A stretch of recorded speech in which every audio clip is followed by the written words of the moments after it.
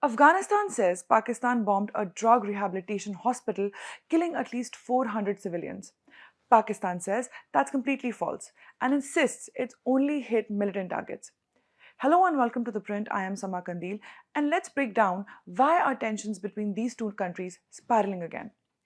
On 16th March, that is Monday night, around 9 p.m. local time, explosions tore through the Umar Addiction Treatment Hospital in Kabul. The Taliban government's deputy spokesman, Hamdullah Fitrat, posted on X that the Pakistani military regime carried out an airstrike on the hospital. The facility is a 2,000-bed hospital treating drug users and was heavily damaged in an airstrike. According to the Afghan government, at least 400 people were killed, around 250 others were injured, large parts of the hospital were destroyed, and fires broke out as rescue teams scrambled to the debris. Eyewitnesses describe hearing jets overheard before the bombs fell. One hospital guard said military units nearby fired at the aircraft, after which the jet dropped bombs, triggering the deadly blaze. Afghan officials have stated that all the victims were civilians. The Taliban government has strongly condemned the strike. Spokesperson Zabihullah Mujahid called it a violation of Afghanistan's airspace and a crime against humanity. Kabul says Pakistan deliberately targeted a civilian medical facility, an act it says violates international norms and basic humanitarian principles. Pakistan has categorically denied the allegations. Prime Minister Shehbaz Sharif's government says that no hospital was targeted. Pakistan maintains that the strikes were precise and carefully undertaken and only military installations and terrorist infrastructure were hit.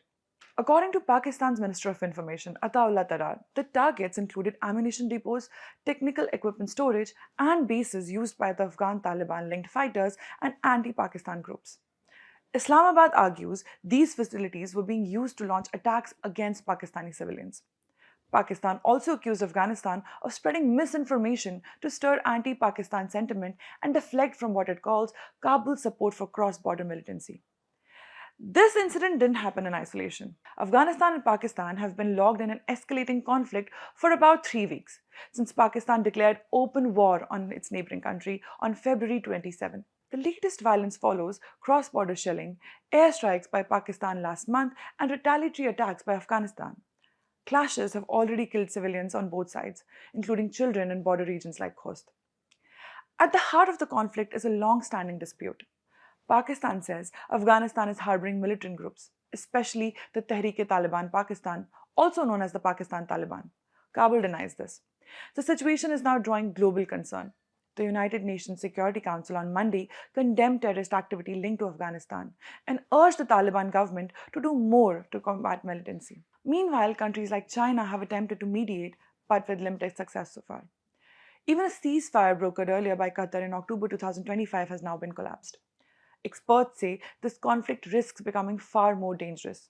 According to analyst Michael Kugelman, there are no off-ramps in sight. Both sides appear to be locked into a cycle.